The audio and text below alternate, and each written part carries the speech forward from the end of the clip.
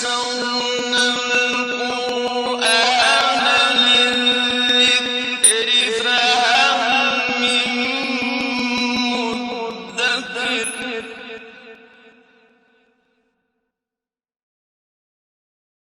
اعوذ باللہ من الشیطان الرجیم بسم اللہ الرحمن الرحیم الحمدللہ رب العالمین والصلاة والسلام علی اشرف الانبیاء والمرسلین خاتم النبیین رحمۃ للعالمین ابی القاسم محمد واہل بیتہ الطیبین الطاہرین المعصومین المظلومین الذین اذھب اللہ عنہم الرجس وطہرہم تطہیرا اما بعد فقد قال اللہ سبحانہ وتعالی فی محکم کتابہ الحکیم بسم اللہ الرحمن الرحیم تبارک الذی نزل الفرقان علی عبدہ لیکون للعالمین نذیرا۔ بابرکت ہے وہ ذات کہ جس نے فرقان کو اپنے بندے پر نازل کیا تاکہ وہ عالمین کے لیے نذیر بن جائے۔ سامعین گرامی، ہماری دوسری نشست علوم قرآن پر، گزشتہ نشست میں ہم نے کچھ قرآن کا تعارف اور کچھ ان امور کی طرف توجہ دلائی تھی کہ جو قرآن سے متعلق ہیں۔ اب آج ہم اپنے موضوع یعنی علوم قرآن کے پہلے پیرائے کے اوپر گفتگو کریں گے، اور علوم قرآن کا پہلا پیرایا جو ہے وہ ہے تفسیر قرآن۔ تفسیر کا لفظ جو ہے وہ باب تفعیل ہے فسرا سے، جس کے معنی چہرے سے نقاب کو اٹھانا یا چھپی ہوئی چیز کو ظاہر کر دینا ہے، لیکن ہم اپنی اصطلاح میں لفظ تفسیر کے معنی قرآن کی وضاحت اور جو کچھ کلام الہی میں منشائے پروردگار عالم ہے، جو پیغام، جو ہدایت، جو احکام جس انداز میں قرآن میں موجود ہیں، ان کو اس طرح واضح کرنا کہ عین مشیت متکلم یعنی پروردگار عالم کی عین مشیت کے مطابق ہم اس پیغام کو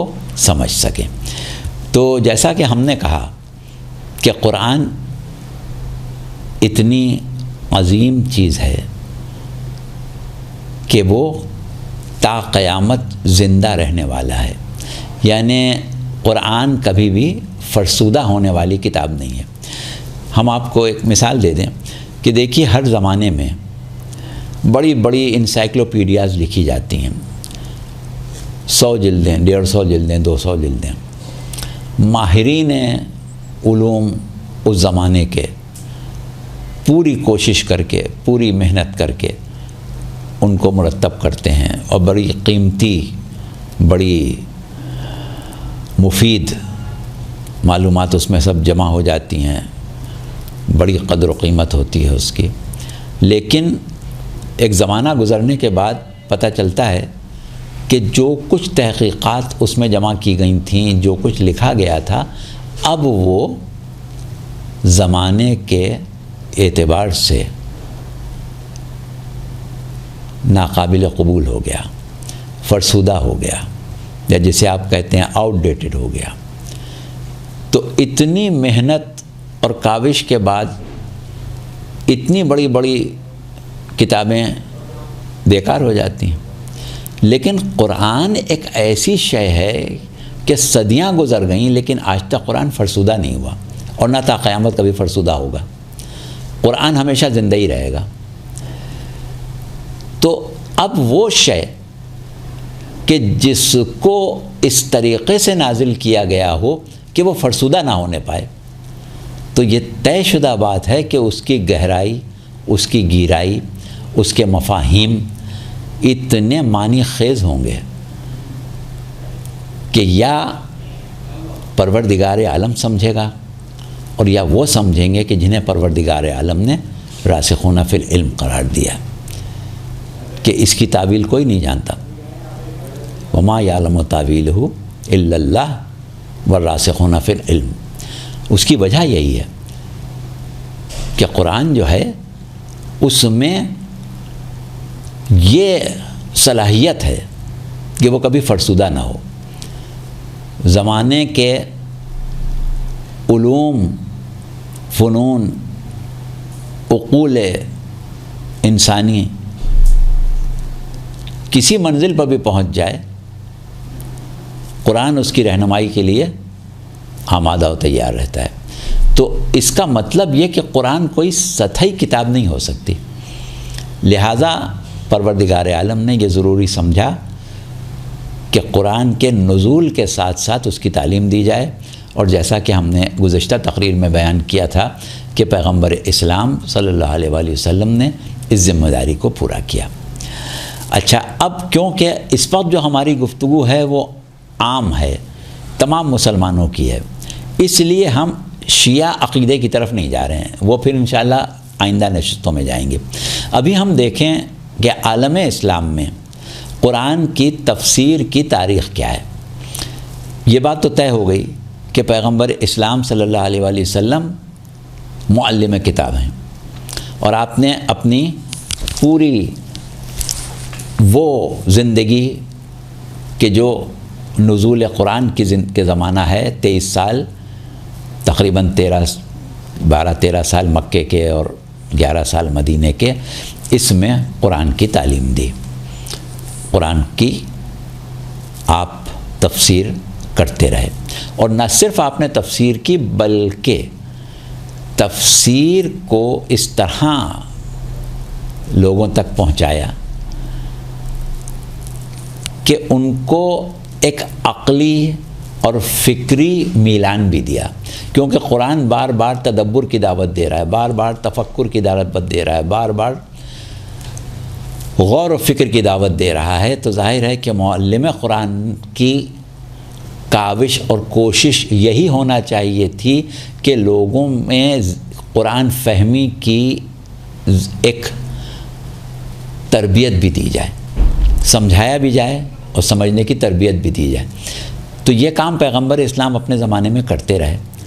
اب پھر ایک یہاں پر سوال جو ہم نے گزشتہ نشست میں اٹھایا تھا کہ 2.25 لاکھ افراد پیغمبر اسلام کے گرد مدنی زندگی کے آخر زمانے میں جمع ہو چکے تھے.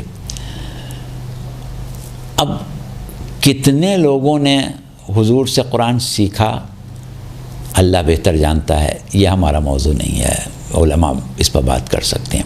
لیکن جب ہم یہ دیکھتے ہیں کہ حضور سے سیکھنے کے بعد اس کو آگے کتنے لوگوں نے پہنچایا، تو وہ بدقسمتی سے ہمارے پاس جو تاریخ ہے اس میں چند افراد کے ہی نام ملتے ہیں.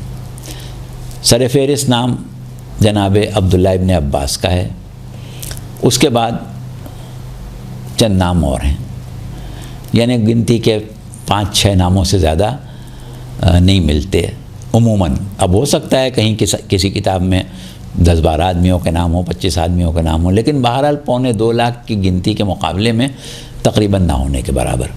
لیکن صورت یہ ہے کہ ان لوگوں نے اپنی ذمہ داریوں کو بڑی محنت سے، خلوص سے پورا کیا. اب ظاہر ہے کہ اس زمانے میں جو عمومی علوم تھے، عوام الناس جو ان علوم سے واقف نہیں تھے ان کی تو بات ہی چھوڑ دیں. جو اس زمانے کے علماء تھے وہ بھی انہی علوم سے واقف تھے جو اس وقت تک دریافت ہوئے تھے. جو علوم اس وقت دریافت ہی نہیں ہوئے تھے ان سے وہ یقیناً واقف نہیں تھے. جب زمانے کے ساتھ ساتھ علوم دریافت ہوئے تو لوگ ان سے واقف ہوئے. لیکن پھر بھی انہوں نے کوشش یہ کی، یعنی عہد رسالت کے مفسرین کی ہم بات کر رہے ہیں، ان کی کوشش یہ تھی کہ قرآن کو سمجھانے کے لیے سب سے پہلے تو اس کی شان نزول دیکھیں کہ کس موقع پر قرآن نازل ہوا، پر یہ آیت نازل ہوئی، اور دوسرا جو انہوں نے اصول اپنایا تھا وہ پیغمبر اسلام کی حدیث، آپ نے اس کے بارے میں کیا آیت کی وضاحت میں آپ نے کیا فرمایا۔ اور تیسری چیز جو تھی وہ یہ تھی کہ وہ لوگ عموماً کیونکہ شعر و ادب، زبان و بیان سے بہت زیادہ قریب تھے، لہٰذا غیر ارادی طور پر یا لاشعوری طور پر وہ ان چیزوں کی طرف بھی ان کی توجہ جاتی تھی۔ اور اس کے بعد ان کے ساتھ کچھ مسائل بھی تھے۔ وہ مسائل یہ تھے کہ عہد صحابہ میں بدقسمتی سے حدیث بیان کرنا جرم تھا، اور وہ کھل کے حدیثیں بیان نہیں کر سکتے تھے۔ کیوں جرم تھا، کیا تھا، یہ پھر ایک الگ تاریخی گفتگو ہے اور اس کے حوالے ہیں، مگر یہ کہ وہ ہمارا موضوع نہیں ہے، ہم اس کی طرف نہیں جا رہے۔ دوسرا طبقہ جو آیا وہ آیا تابعین کا، کہ جنہوں نے قرآن کی تفسیریں کی۔ اب تابعین کے طبقے میں تھوڑا تعداد میں اضافہ ہوا۔ تابعین کا طبقہ جس میں اضافہ ہوا اس کے ناموں کو ہم آپ کے سامنے پیش کرتے ہیں، اور وہ اضافہ ہونے کے بعد کیا صورتحال ہوئی اور انہوں نے کس طریقے سے قرآن کو قرآن کی تفسیر کی، اس کی طرف ہم ابھی آتے ہیں۔ تو تابعین میں ہمیں تقریباً 10-12 نام ملتے ہیں۔ اس میں مجاہد، قتادہ، ابن ابی لیلہ، شیبی، ضحاک سدی، یہ نام جو ہیں یہ سر فہرست ہیں۔ اب ان لوگوں کا طریقہ تفسیر تقریباً وہی تھا جو صحابہ کے طریقے رہے، اور ان کے ساتھ ایک مسئلہ یہ ہو گیا کہ ان کے زمانے میں جھوٹی احادیث بہت کثرت سے جمع ہو گئیں۔ اب ان کے لیے، ہر شخص کے لیے یہ بڑا مشکل تھا کہ وہ احادیث میں چھان بین کر کے اس کی تمیز کرے۔ وہ کہ یہ ایک علم ہے، کیا بہت لوگوں نے کیا، اور یہ ایک بعد میں ایک باقاعدہ علم بن گیا۔ لیکن ہم جب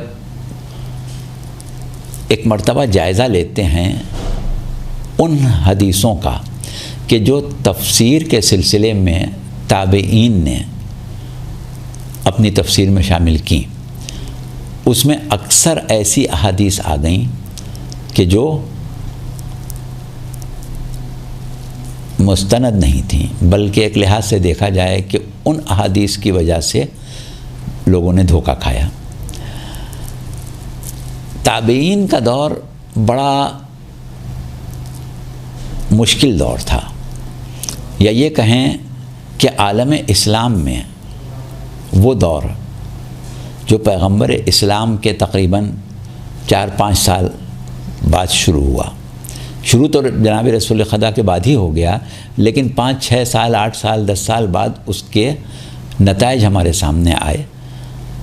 وہ ایک بہت تفصیلی گفتگو ہے، اور علوم قرآن کے موضوع پر گفتگو کرتے ہوئے ہمارے لیے اس کے اوپر زیادہ بات کرنا جو ہے وہ مناسب نہیں ہے، بلکہ ہمارے پاس موقع ہی نہیں ہے۔ ہمیں تو ابھی بہت آگے بڑھنا ہے۔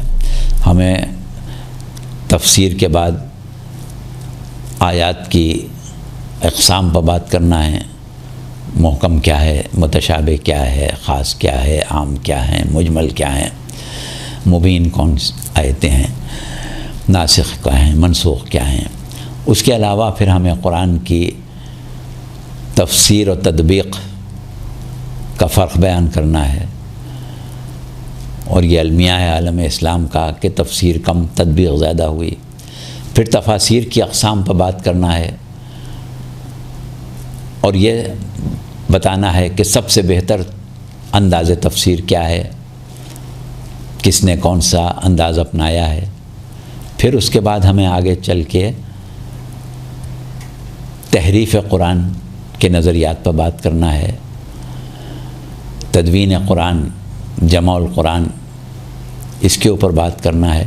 تو اس اعتبار سے ہمارے پاس اتنا وقت نہیں ہے کہ ہم ان 10 تقریروں میں اس عہد کے بارے میں زیادہ بات کر سکیں، لیکن اتنا ہم آپ کو بتا دیں کہ بعد پیغمبر اسلام عالم اسلام میں جو زمانہ آیا، اس میں ایک مرتبہ فتوحات کا دور آیا، اور صورت یہ ہوئی کہ وہ اقوام کہ جو علوم و فنون میں ہیں، جو تہذیب و تمدن میں ہیں، جزیرہ نما عرب میں بسنے والی اس عرب قوم سے بہت آگے تھے، کیونکہ آپ کو معلوم ہے کہ پیغمبر اسلام کی بعثت جن حالات میں ہوئی تھی، عہد جاہلیت جو تھا، اس میں معیار انسانیت اور معیار علم، معیار ثقافت عرب کا کیا تھا؟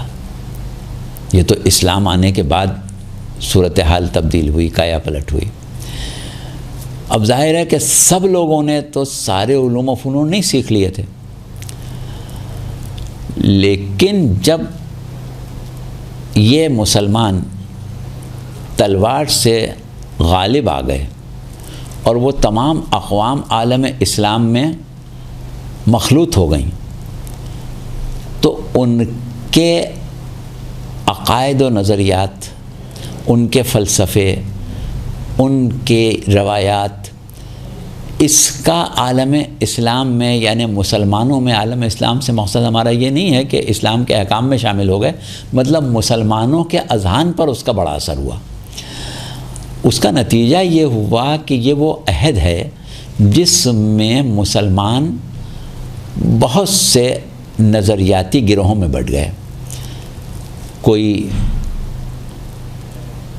جبریہ فرقہ بن گیا، کوئی قدریہ فرقہ بن گیا، کوئی مرجیہ فرقہ بن گیا، کوئی تفویضیہ فرقہ بن گیا، اور اس کے بعد پھر آگے چل کے وہ جمع ہوئے تو 2 بڑے فرقے ہمارے سامنے آ گئے، ایک معتزلہ اور ایک اشاعرہ۔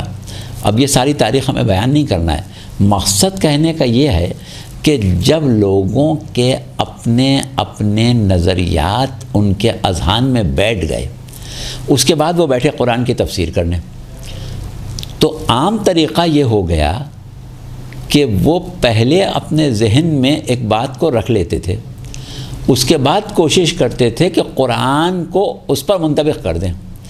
یہی وجہ ہوئی کہ ہم عالم اسلام میں جب تفاسیر کے ذریعے قرآن کو سمجھنے کے لیے تفسیریں سامنے لاتے ہیں، یا کسی بھی ایسی قوم کے سامنے قرآن کے مسلمانوں کی لکھی ہوئی تفسیریں پیش کریں کہ جس سے دیگر قومیں قرآن کو سمجھ لیں، تو وہ حیران ہو جاتی ہیں کہ قرآن تو ایک ہے لیکن تفسیریں جتنی بھی ہیں وہ سب الگ ہیں۔ قرآن کی تعلیم جو بھی ہے وہ اللہ بہتر جانتا ہے، راسخون فی العلم جانتے ہیں، لیکن مفسرین کے جتنی تفسیریں آپ پڑھیں سب میں قرآن کی حیثیت مختلف ہو جاتی ہے۔ تو اس کا مطلب کیا ہوا کہ تفسیریں تو لکھی نہیں گئیں، تطبیقیں لکھی گئیں، ہر شخص نے اپنے حساب سے تفسیر لکھی۔ یہی وجہ ہے کہ آج ہم اگر بازار میں جا کے قرآن کی تفسیر مانگیں تو قرآن تو بہرحال قرآن ہے، لیکن آپ سے جو کتاب خانے والا ہے وہ یہی پوچھے گا کہ آپ کو کس مکتب کی تفسیر چاہیے۔ حد یہ کہ اگر آپ قرآن بھی مانگیں تو وہ کہے گا کس مکتب کا قرآن چاہیے۔ تو نتیجہ یہ ہوا کہ عالم اسلام میں قرآن اپنی جگہ جو بھی حیثیت رکھتا ہے عقیدے کے اعتبار سے، عملاً اور تفہیم قرآن میں فرقوں کا بہت بڑا اثر پڑا۔ تو اب ہم آج کی گفتگو پھر اس مقام پر ختم کر رہے ہیں، اور انشاءاللہ جو اگلی نشست ہماری ہوگی اس میں پھر ہم اپنے دیگر پیرائے جو ہیں وہ بیان کریں گے. وما علینا الا البلاغ.